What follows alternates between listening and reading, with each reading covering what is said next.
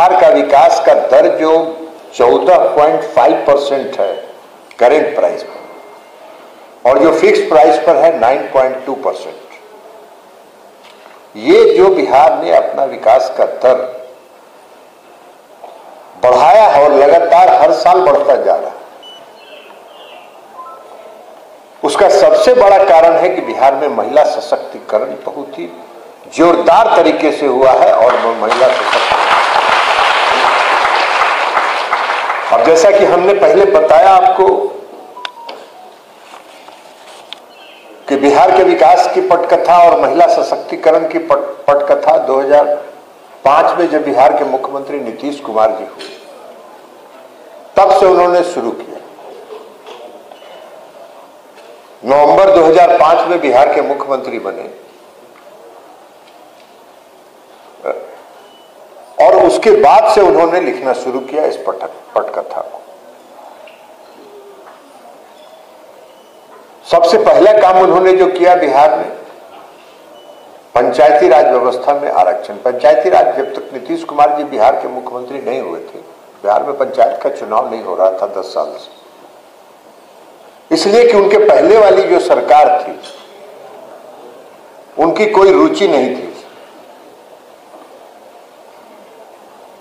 उन्होंने यहां का एक आरक्षण का नीति बना के उस मामला सुप्रीम कोर्ट में ले जाके और सुप्रीम कोर्ट में गताल खाते में छोड़ दिया था। जब नीतीश कुमार जी 2005 में मुख्यमंत्री बने, और उस समय मैं सांसद भी था और बिहार प्रदेश जनता दल यूनाइटेड, जिसका नेतृत्व नीतीश जी करते थे, उसका प्रदेश का अध्यक्ष भी था, उन्होंने ये कहा राज्य सरकार में सभी पार्टियों से विचार विमर्श करने के बाद कि सुप्रीम कोर्ट में जो राज्य सरकार ने मामला को लटका के रखा है उसको वापस लीजिए। और उसके वापस लेने के बाद नीतीश कुमार जी ने नारा दिया बिहार के विकास का, न्याय के साथ विकास। न्याय के साथ विकास का मतलब ये था, न्याय के साथ विकास का अर्थ यह था कि विकास तो हम करेंगे ही, विकास तो करना हमारा दायित्व है, लेकिन उसके साथ साथ समाज में जो वर्ग सबसे पिछली पंक्ति में खड़ा है उसको विशेष अवसर देके हम उसको समाज के मुख्य धारा में लाने का काम करेंगे। यह न्याय के साथ विकास का नारा उन्होंने दिया। और जो पंचायती राज व्यवस्था में उन्होंने आरक्षण की व्यवस्था की, उन्होंने कहा कि महिलाओं की आबादी 50% है, 50% महिलाओं को आरक्षण पंचायती राज व्यवस्था में मिलना चाहिए। एकल पद पर भी आरक्षण मिलना चाहिए।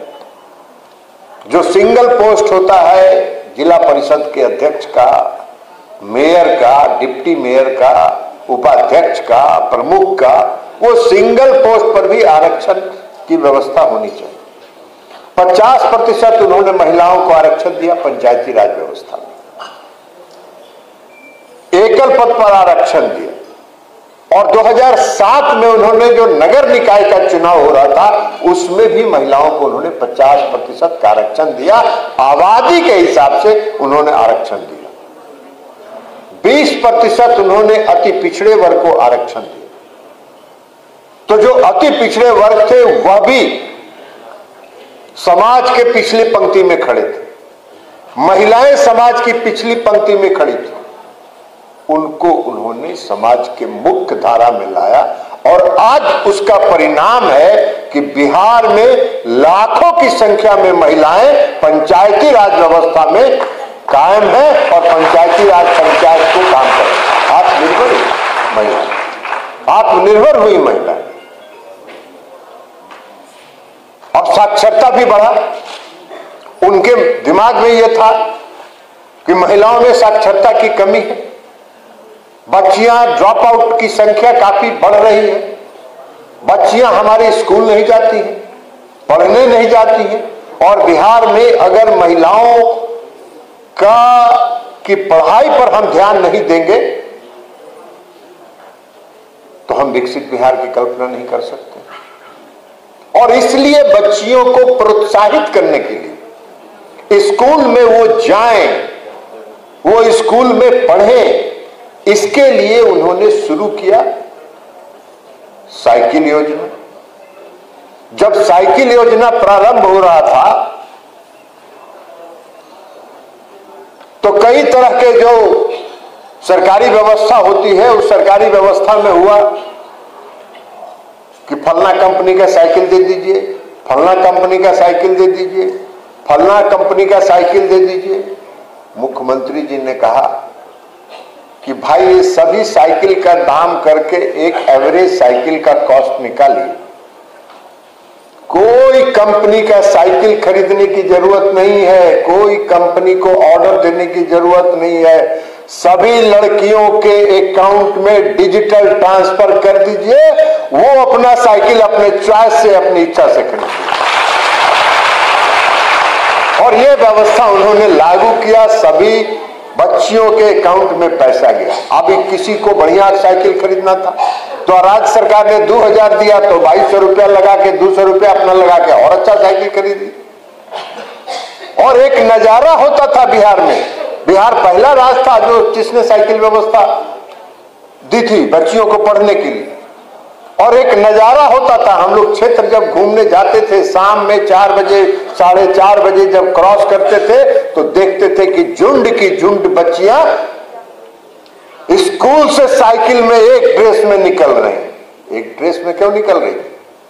एक ड्रेस में भी इसलिए निकल रही थी कि उन्होंने कहा कि हमारे बिहार की जो गरीब परिवार की बच्चियां हैं वो स्कूल, सरकारी स्कूल में इसलिए नहीं जाती है कि उनको अच्छा नहीं लगता है, कपड़ा फटा चिटा कपड़ा है, वो पहन के स्कूल में नहीं जा सकती हैं। और इसलिए उनको पोशाक योजना भी मुख्यमंत्री ने बिहार में पोशाक योजना चलाया और प्रत्येक बच्चियों को पोशाक खरीदने के लिए उन्होंने डिजिटल ट्रांसफर करके पैसा देने का काम किया। तो ये काम उन्होंने किया, इसका लाभ हुआ। बिहार में जब ये योजना लागू हुआ तो पूरे देश में इसका प्रचार हुआ और कई राज्यों के लोग, कई राज्यों के प्रतिनिधि बिहार में आए और बिहार में आके उन्होंने देखा कि नीतीश कुमार जी ने क्या मिरेकल किया, क्या जादू किया कि इतनी बड़ी संख्या में बच्चियां स्कूल जाने लगी। और उसको यहां से देखने के बाद उन लोगों ने अपने अपने राज्यों में जाके उसको आगे बढ़ाने का काम किया। आज उसका परिणाम क्या है? आज उसका परिणाम है कि 10वीं पास करने में जितनी संख्या लड़कों की है उसके बराबर में लड़कियों की संख्या 10वीं पास करने में। तो ये क्रांति आई शिक्षा के क्षेत्र। शिक्षा का दर बढ़ा, बच्चियां हमारी आज पढ़ रही हैं और उसके बाद कई योजनाएं उन्होंने चलाई बच्चियों को शिक्षित करने के लिए। कस्तूरबा गांधी बालिका विद्यालय, जगह जगह उन्होंने कस्तूरबा गांधी बालिका विद्यालय बनाए। सावित्रीबाई जो गरीब बच्ची थी, जो आगे पढ़ना चाहती थी, शहर में नहीं रह सकती थी, उनके लिए उन्होंने सावित्रीबाई फूले बालिका छात्रावास बनवाने का काम किया ताकि वहां जाके बच्चियां रह के आगे की पढ़ाई कर सके। तो इसलिए ये सारी योजनाएं उन्होंने जो चलाई वो की। अब उसके बाद उसका परिणाम क्या हुआ कि आज ड्रॉप आउट की संख्या घट गई। हमने आपको बताया कि आज 10वां पास करने में बच्चे और बच्चियों की संख्या लगभग बराबर है। इसके बाद ग्रामीण महिलाओं के सशक्तिकरण के लिए उन्होंने स्वयं सहायता समूह के गठन का फैसला किया। वर्ल्ड बैंक से, विश्व बैंक से कर्ज लिया उन्होंने और विश्व बैंक से कर्ज लेकर उनका लक्ष्य था 10 लाख स्वयं सहायता समूह का गठन करना, जो बढ़कर अब 11 लाख स्वयं सहायता समूह बिहार में हो गया। ये क्रांति आई इसलिए कि स्वयं सहायता समूह के माध्यम से, जीविका समूह के माध्यम से वो ग्रामीण महिलाओं के सशक्तिकरण पर जोर देते रहे। उनका लक्ष्य था कि हमारे ग्रामीण में रहने वाले, गांव में रहने वाली जो हमारी बहनें हैं वो सशक्त, वो आत्मनिर्भर बने। और आत्मनिर्भर बनने के लिए उन्होंने स्वयं सहायता समूह का गठन किया। मुझको याद है कि उस समय दिल्ली में केंद्र की सरकार थी, वहां डॉक्टर मनमोहन सिंह जी की सरकार थी, और जो ग्रामीण विकास मंत्री थे उसमें जयराम रमेश साहब बिहार आए थे। और बिहार में आने के बाद उन्होंने कहा कि नीतीश जी आपका जीविका समूह का बहुत चर्चा सुन रहे हैं, जरा हमको बताइए कि कैसे उन्होंने किया। और जीविका समूह का जब प्रेजेंटेशन उन्होंने देखा तो यहां से वापस जाने के बाद दिल्ली में केंद्र सरकार ने, उस समय की मनमोहन सिंह की सरकार ने स्वयं सहायता समूह देश भर में नाम दिया, और नीतीश जी ने जिसका नाम जीविका दिया था उन्होंने आज जोड़ के आजीविका बना देने का काम किया। तो उस समय की यूपीए सरकार, मनमोहन सिंह जी की सरकार ने नीतीश कुमार जी के कदमों पर चलने का फैसला किया, इसलिए कि नीतीश कुमार जी का मानना था कि हमारी जीविका, और उन्होंने कहना क्या शुरू किया, जीविका समूह के सदस्यों को क्या कहते हैं, जीविका समूह के सदस्यों को नीतीश कुमार जी दीदी कहते हैं, जीविका दीदी के नाम से पुकारते हैं, और पूरे बिहार में जीविका दीदी के नाम से विख्यात है। वो आज आत्मनिर्भर बन रही है। पूरे बिहार में 11 लाख से ज्यादा जीविका दीदी आज लखपति दीदी के रूप में जानी जाती है। 11 लाख से ज्यादा उनकी संख्या हो। उनके जीविका समूह को आगे बढ़ाने के लिए कई तरह की योजनाएं उन्होंने चलाई। गांव में जो पॉन्ड्स होता है, तालाब है, उस तालाब में मछली का जीरा डाल के और जीविका समूह के हवाले कर दिया जाता है कि इस मछली पालन से जीविका समूह की दीदियां अपना आमदनी करें, अपनी आय बढ़े। ऋण की सुविधा है, ऋण में कई तरह के उनको कंसेशंस है, और उस ऋण के माध्यम से वो जीविका समूह को सशक्त करने का काम कर रहे हैं। और आप सबको जीविका दीदी को याद होगा, 2015 में विधानसभा चुनाव के पहले नीतीश कुमार जी श्री कृष्ण मेमोरियल हॉल में जीविका दीदी समूहों की सभा को संबोधित कर रहे थे, और नीतीश कुमार जी जब भाषण देके बैठ गए तो पीछे से जीविका दीदियों ने कहा कि शराबबंदी लागू कीजिए। नीतीश कुमार जी वहां से उठ के आए और उन्होंने कहा कि इस बार अगर हमको आशीर्वाद आपका मिलेगा तो हम बिहार में शराबबंदी लागू करेंगे, और लागू करने का काम। बहुत सारा आलोचना होती है शराबबंदी, बहुत तरह के लोग हैं समाज में जो आलोचना करते हैं, लेकिन आज हम लोग भी गांव जाते हैं, हम लोग भी क्षेत्र घूमने जाते हैं, हम लोग भी गांव में देखते हैं। जब शराबबंदी नहीं था तो शाम में जब 5 बजे गांव में जाते थे तो गांव के चौराहा पर जो 10, 15, 20 नौजवान खड़े रहते थे, मस्त रहते थे, पूरा मस्त रहते थे। अब मस्त रहते थे, हम लोग का गाड़ी देख के वहीं से कहते थे कि नेताजी चुनाव आग ले की। ये था माहौल गांव में महिलाएं घर से निकलना नहीं चाहती थी। शाम के बाद लोग जो पैसे कमाते थे, गरीब लोग 500 रुपया कमाते थे, और 500 रुपया कमाते थे, 300 रुपया का शराब पी के घर में चले आते थे। घर में महिलाओं के साथ अत्याचार होता था। आज सब शांत है। आज वही क्षेत्र हम लोग जाते हैं, 9 बजे रात में भी जाते हैं, वही लड़का सब खड़ा रहता है, जी प्रणाम, हमने ही स्वागत में खड़ा। ये परिवर्तन हो। तो ये शराबबंदी लागू हुआ। कई लोग कई तरह का दबाव देते रहते हैं। नीतीश कुमार जी ने कहा कि हमने महिलाओं के आग्रह पर बिहार में शराबबंदी लागू किया है। हम अपने रहते कभी शराबबंदी को हटने नहीं देंगे, ना हटाने का काम करेंगे। और इसलिए जिला जिला में जाके उन्होंने जीविका दीदियों से पूछा, जीविका दीदियों का जो अनुभव उन्होंने सुना, जो जीविका समूह की हमारी दीदियां हैं उनको बोलने का अवसर मिला नीतीश कुमार जी, और उन जीविका दीदियों ने अपना अनुभव बताया कि आपका शराबबंदी लागू होने के पहले मेरी क्या स्थिति थी और शराबबंदी के बाद मेरी क्या स्थिति।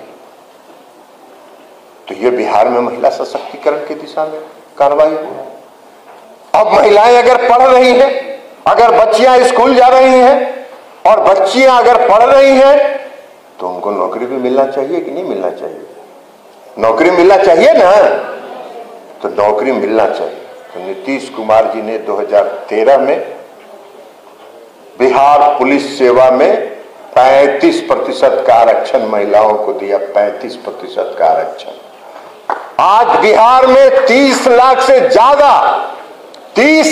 ज्यादा महिलाएं बिहार पुलिस सेवा में हैं। नीतीश कुमार जी ने बगहा में बनाया, महिला स्वाभिमान बटालियन बनाया बीएमपी का, बिहार मिलिट्री पुलिस का, और उसमें महिलाएं वहां हैं। 15 में जाके उन्होंने बिहार के सभी सरकारी नौकरियों में, बिहार के हर तरह के सरकारी नौकरी में, चाहे वो डीएसपी का हो, चाहे वो एसडीओ का हो, चाहे डिप्टी कलेक्टर का हो, चाहे सीओ का हो, चाहे बीडीओ का हो, ऊपर से लेके नीचे तक बिहार में जितनी सरकारी नौकरियां हैं उसमें 35% का आरक्षण उन्होंने महिलाओं को देने का काम किया। और आज बड़ी संख्या में महिलाएं आ रही हैं। और इसलिए हम लोग कहते हैं, आप सभी दीदियों को भी से भी हम आग्रह करेंगे कि अपने बच्चों को, अपनी बच्चियों को पढ़ाइए। उनको जब आप पढ़ाएंगे तभी जो सरकार में नीतीश कुमार जी ने जो महिला सशक्तिकरण के लिए जो नीतियां बनाई हैं, जो नियम बनाए हैं, जो निर्णय लिए हैं, उसका लाभ आपकी बच्चियों को आने वाले भविष्य में मिलेगा। यह आग्रह हम सभी जीविका दीदियों के साथ आज करना चाहते हैं। यह मत्स्य पालन है जो मेरे विभाग से जुड़ा हुआ है, पशुपालन है, इसके साथ कौन जुड़ी? महिलाएं जुड़ी है। आज पशुपालन में जिनके पास जमीन नहीं है, इसलिए कि जमीन का बंटवारा तो बराबरी से हुआ नहीं। जमीन किसी के पास 100 एकड़ है, किसी के पास कुछ नहीं है, तो वो अपनी जीविका का काम, और उससे काम जो चला रही है वो पशुपालन से चला रही है, मछली पालन से चला रही है। बिहार में मछली पालन, जब 2005 में नीतीश कुमार जी बिहार में मुख्यमंत्री बने थे, तो बिहार में मछली पालन, बिहार का उत्पादन 5 से 7% था, 7% था। सारी बाकी मछलियां आंध्रा से आती थी, आंध्रा की मछलियां बिहार के बाजार पर कब्जा किए हुए। आज बिहार मछली के उत्पादन में आत्मनिर्भर हो गया है और 2 से 3% मछलियां आंध्रा से बिहार आती हैं। बिहार मछली उत्पादन में आत्मनिर्भर हुआ है और उसमें सबसे बड़ा योगदान अगर किसी का है तो हमारी महिलाओं का। तो ये महिला सशक्तिकरण की दिशा में उन्होंने काम किया। आज आदरणीय प्रधानमंत्री नरेंद्र मोदी जी की दूरदृष्टि के कारण